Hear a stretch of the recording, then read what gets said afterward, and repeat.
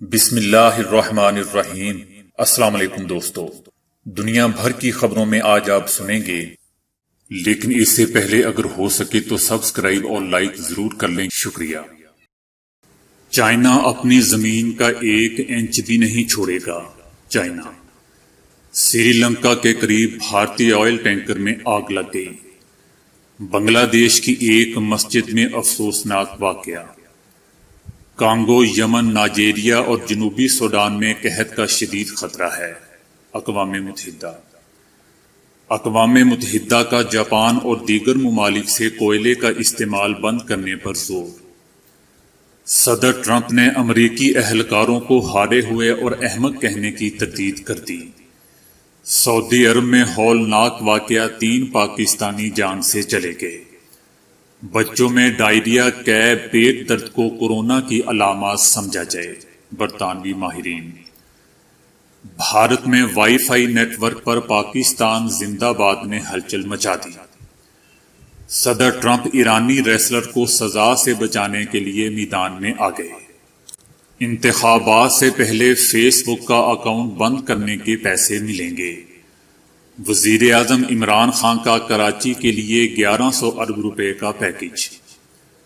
کبھی کبھار بخار کا علاج نہ کروانا بھی مفید ہوتا ہے، ماہرین کی رائے۔ تو آئیے چلتے ہیں اب خبروں کی تفصیل کی جانب۔ چائنا اپنی زمین کا 1 انچ بھی نہیں چھوڑے گا۔ چینی وزیر خارجہ نے یہ بات جمعے کو ماسکو میں شنگھائی تعاون تنظیم کے اجلاس کے موقع پر انڈین وزیر دفاع راج ناتھ سنگھ کے ساتھ 2 گھنٹے سے زیادہ دیر تک جاری رہنے والی ملاقات میں کہی۔ انہوں نے کہا کہ سرحد پر موجودہ کشیدگی کی وجہ اور حقیقت بہت واضح ہے، جس کی ذمہ داری پوری طرح سے انڈیا پر عائد ہوتی ہے۔ دوستو، لداخ کے سرحدی علاقے میں گزشتہ چند ماہ میں دونوں ممالک کے اہلکاروں کے درمیان ہونے والی جھڑپوں کے بعد چینی اور انڈین سیاسی رہنماؤں کے درمیان پہلی مرتبہ تبادلہ خیال کیا گیا ہے۔ دونوں ملکوں نے اتفاق کیا ہے کہ کوئی بھی سرحد پر ایسی کارروائی نہیں کرے گا جس سے صورتحال مزید پیچیدہ یا تناؤ میں اضافہ ہو۔ جبکہ دوسری طرف انڈین وزیر دفاع راج ناتھ نے کہا ہے کہ چینی فوج کی کارروائیاں، ان کا جارحانہ رویہ اور سرحد پر اہلکاروں کی تعداد میں اضافہ اور یک طرفہ طور پر اسٹیٹس کو تبدیل کرنا باہمی معاہدے کی خلاف ورزی ہے۔ چینی وزیر خارجہ کا مزید کہنا تھا کہ چائنا اپنی خود مختاری کا دفاع کرنے کے لیے ثابت قدم ہے۔ انہوں نے کہا کہ چائنا اپنی زمین کا 1 انچ بھی نہیں چھوڑ سکتا۔ چینی اہلکار پوری طرح اپنی سالمیت کے لیے تیار اور پر اعتماد ہیں۔ چینی وزیر دفاع کا کہنا تھا کہ امید ہے کہ انڈیا دونوں ممالک کے درمیان ہونے والے کئی معاہدوں کی پاسداری کرے گا اور ایسی کوئی کارروائی نہیں کرے گا جس سے صورتحال تناؤ کا شکار ہو۔ دوسری طرف صدر ٹرمپ نے بھی چائنا اور انڈیا کے درمیان تنازع کے حل کے لیے مدد کی پیشکش کرتے ہوئے کہا ہے کہ صورتحال بہت خراب ہے اور دونوں ممالک کے درمیان کشیدگی عام لوگوں کے خیال سے زیادہ ابتر ہے۔ سری لنکا کے مشرقی ساحلی علاقے میں ایک بھارتی آئل ٹینکر میں آگ لگ گئی، جس میں موجود عملے کے 23 افراد میں سے 1 جاں بحق ہو گیا۔ تیل کے سمندر میں بہنے سے بچاؤ کے لیے بعض تدابیر اختیار کی گئی ہیں، جبکہ ایک روسی بحری جہاز اور بھارتی ساحلی محافظوں کی کشتیاں بھی آگ بجھانے میں مصروف ہیں۔ بنگلہ دیش میں پچھلی رات نماز عشاء کے دوران مسجد کے ایئر کنڈیشنر کی گیس پائپ لائن دھماکے سے پھٹ گئی، جس کے نتیجے میں 11 نمازی اپنی جان سے چلے گئے، جبکہ درجنوں زخمی بھی ہو گئے۔ یہ واقعہ جمعے کی رات اس وقت پیش آیا جب لوگ نارائن گنج کی بیت الصلاۃ جامع مسجد میں نماز عشاء ادا کر رہے تھے۔ اس واقعے کے نتیجے میں ایک بچے سمیت 10 افراد موقع پر ہی جاں بحق، جبکہ درجنوں زخمی ہو گئے۔ ہاسپٹل میں اس وقت 37 افراد زیر علاج ہیں، جن کے جسم 90% جل چکے ہیں اور ان کی حالت تشویشناک ہے۔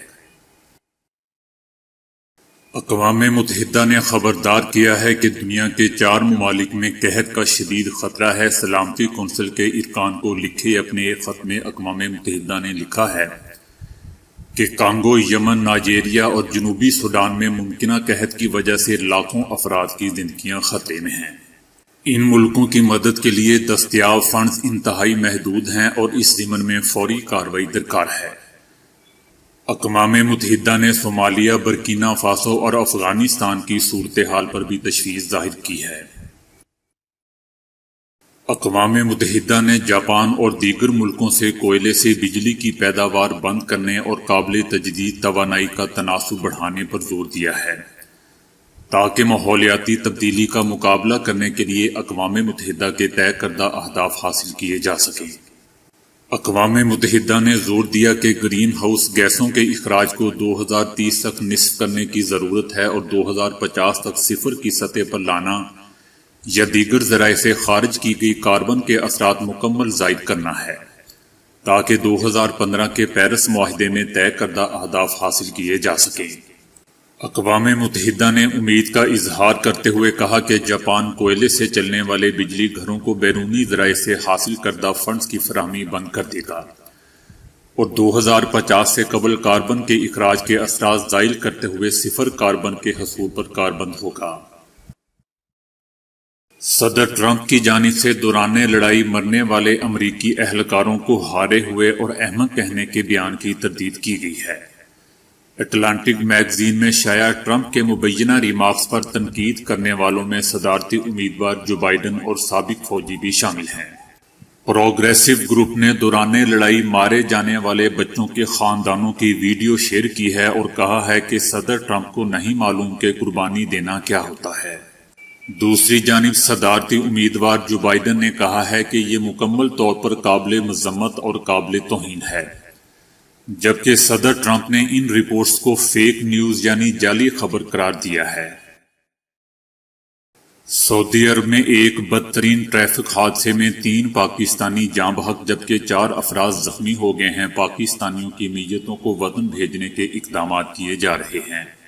سعودی دارالحکومت ریاض میں پچھلے 24 سال سے مقیم رائے شاہ زمان کھرل اپنی اہلیہ اور 3 بچوں کے ہمراہ نواحی شہر الخرج سے واپس آ رہے تھے کہ سامنے سے آتی ہوئی کار سے ٹکرا گئے، جس میں ایک سعودی اور یمنی شہری سوار تھے۔ اس واقعے کے نتیجے میں رائے شاہ زمان اور ان کی اہلیہ سمیت 3 سالہ بچی موقع پر ہی جاں بحق ہو گئے، جبکہ 2 بچے معجزانہ طور پر بچ گئے۔ اس کے علاوہ یمنی اور سعودی شہری بھی معمولی زخمی ہوئے، جن کو طبی امداد مہیا کرنے کے بعد پولیس نے ان کو اپنی حراست میں لے لیا ہے۔ مرنے والے رائے شاہ زمان کھرل کا تعلق اوکاڑا سے ہے۔ برطانوی ماہرین نے کہا ہے کہ بچوں میں ڈائریا، قے، پیٹ درد کو کورونا کی علامات میں شمار کرنا چاہیے۔ برطانوی ماہرین کا کہنا تھا کہ کورونا میں مبتلا بچوں میں کھانسی اور ذائقے کی حس ختم ہونے کی علامات عام طور پر ظاہر نہیں ہوتی، اس لیے بچوں میں ڈائریا، قے، پیٹ درد کو کورونا سمجھنا چاہیے۔ بھارت میں کانپور کے علاقے نذیر آباد پولیس اسٹیشن کے کباڑی مارکیٹ میں رات اس وقت ہلچل مچ گئی جب لوگوں کے موبائل پر وائی فائی نیٹ ورک میں پاکستان زندہ باد کے نام سے نیٹ ورک نظر آنے لگا۔ کچھ لوگوں کو لگا کہ پاکستان نے ان کا موبائل ہیک کر لیا ہے۔ پولیس کو اطلاع دینے پر وائی فائی کا نام بدل دیا گیا۔ پولیس نے اسے کسی کی شرارت بتا کر جانچ سائبر پولیس کو دے دی ہے۔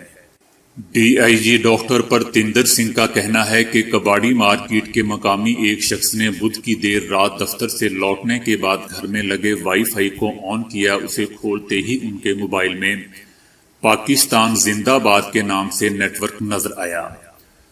اس کے بعد گھبرائے ہوئے شخص نے پولیس کو اس کی اطلاع دی۔ پولیس نے موقع پر جا کر نیٹ ورک کا نام بدلا، حالانکہ یہ حرکت کرنے والے شخص کا ابھی تک پتہ نہیں چل سکا۔ فی الحال پولیس اور خفیہ ایجنسیاں معاملے کی جانچ کر رہی ہیں۔ ایران میں 2018 میں ہونے والے حکومت مخالف مظاہروں میں شرکت کے الزام میں 27 سالہ ریسلر نوید افکاری کو گرفتار کیا گیا تھا۔ ایران نے ریسلر کو حکومت مخالف مظاہروں میں شرکت پر کوڑوں کی سزا کے ساتھ ساتھ سزائے موت بھی سنائی تھی۔ صدر ٹرمپ جوان سال ریسلر کو سزا سے بچانے کے لیے میدان میں آ گئے ہیں۔ ٹرمپ نے ایرانی ریسلر کے حق میں ٹویٹ کرتے ہوئے ایرانی حکومت سے نوید افکاری کو سزا نہ دینے کی درخواست کی ہے۔ صدر ٹرمپ کا کہنا تھا کہ مظاہرین ایران کی بدترین معاشی صورتحال اور مہنگائی کے خلاف مظاہرہ کر رہے تھے۔ صدر ٹرمپ کا یہ بھی کہنا تھا کہ ایرانی رہنماؤں سے کہتا ہوں کہ اگر وہ اس نوجوان کی زندگی بخشیں گے اور اسے سزا نہیں دیں گے تو میں ان کے اس فیصلے کو بہت سراہوں گا۔ دوستو، نوید افکاری کو سزا سے بچانے کے لیے سوشل میڈیا پر ٹرینڈ بھی چل رہا ہے، تاہم ایرانی حکام کا کہنا ہے کہ ریسلر نوید افکاری اور ان کے بھائی کو ایرانی سیکیورٹی ایجنٹ کے مارنے پر مجرم ٹھہرایا گیا ہے۔ فیس بک نے لوگوں کو اپنے اکاؤنٹس ڈی ایکٹیویٹ کرنے کے عوض پیسے دینے کا اعلان کیا ہے۔ فیس بک کی طرف سے کیے گئے اس انوکھے اعلان کا سبب ایک تحقیق ہے جس میں فیس بک کی انتظامیہ یہ جاننا چاہتی ہے کہ یہ پلیٹ فارم جمہوریت اور انتخابات پر کس طرح اثر انداز ہوتا ہے۔ فیس بک کی طرف سے اعلان کیا گیا ہے کہ امریکی انتخابات سے قبل اس تحقیق کے لیے جو لوگ اپنے اکاؤنٹ عارضی طور پر ڈی ایکٹیویٹ کر دیں گے انہیں رقم ادا کی جائے گی۔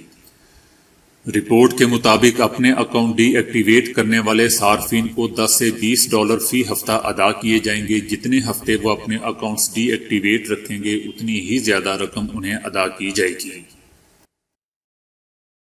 وزیر اعظم عمران خان نے کراچی کے لیے 1100 ارب روپے کے پیکج کا اعلان کیا ہے۔ وزیر اعظم نے کہا کہ کراچی میں بارشوں سے تباہی ہوئی ہے، ہم نے محسوس کیا کہ کراچی کا مسئلہ اہم ہے، اس پر بات کرنا ضروری ہے۔ کراچی کے لوگوں نے مشکل وقت کا سامنا کیا ہے، کراچی میں نالے، نکاسی، آب، بے گھر افراد کے مسائل ہیں۔ وزیر اعلیٰ مراد علی شاہ نے وزیر اعظم عمران خان کی آمد پر شکریہ ادا کیا اور انہیں حالیہ بارشوں سے سندھ میں ہونے والے نقصانات اور صوبائی حکومت کی جانب سے اٹھائے گئے اقدامات سے بھی آگاہ کیا۔ پرانے ڈاکٹروں کا خیال ہے کہ انسانی بدن میں چھوٹی موٹی بیماریوں کو ٹھیک کرنے کی قوت موجود ہوتی ہے۔ اگر گھر میں کسی بچے کا بدن گرم یا ماتھا تپ رہا ہو تو کیا کیا جائے؟ کسی ڈاکٹر سے ایسی صورتحال میں رجوع کرنا کتنا ضروری ہے، یا پھر والدین کی جانب سے خود ہی بچے کو کوئی ہلکی پھلکی دوائی دے دینے میں کوئی حرج ہے؟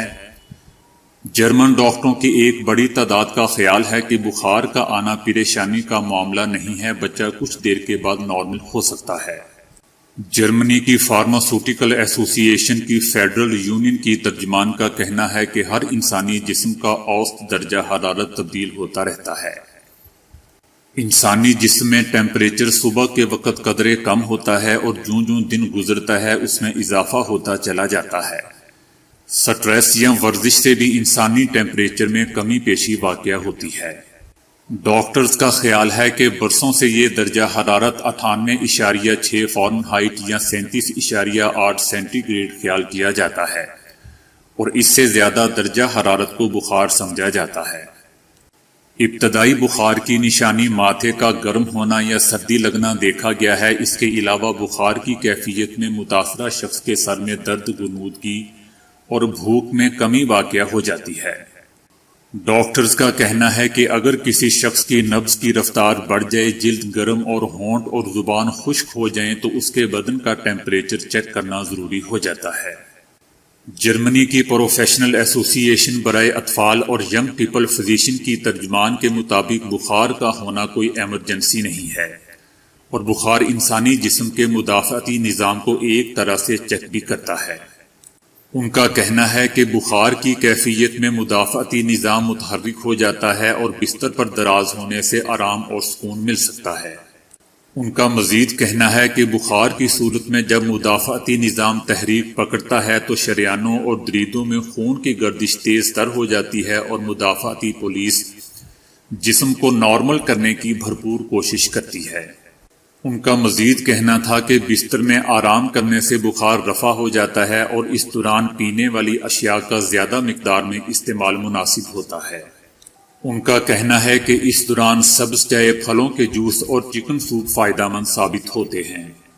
وہ کہتی ہیں کہ عام بخار میں ڈاکٹر سے رابطہ کرنا غیر ضروری ہوتا ہے، اور بخار اگر 102 فارنہائٹ یا 40 ڈگری سینٹی گریڈ سے زیادہ ہو جائے تو پھر ڈاکٹر سے مشورہ بہت اہم ہو جاتا ہے۔ ان کا مزید کہنا ہے کہ دائمی مرض یا بدن میں انفیکشن کی صورت میں جو بخار پیدا ہوتا ہے اس کے لیے ڈاکٹری معائنہ بہت ضروری ہوتا ہے۔ ڈاکٹرز کا خیال ہے کہ ایسپرین، پیراسیٹامول یا آئی بروفن جیسی دواؤں سے بخار کو کم کرنے میں مدد ملتی ہے۔ بخار میں کسی طور مہنگی دوا کا استعمال مناسب نہیں ہے۔ اس کے علاوہ میڈیکل ڈاکٹرز کا کہنا ہے کہ لیموں یا سفید گوندنی والا قہوہ بھی بخار میں مفید ہوتا ہے۔ تو دوستو آج کے لیے اتنا ہی۔ ویڈیو کو لائک اور شیئر کرنے کا بہت بہت شکریہ۔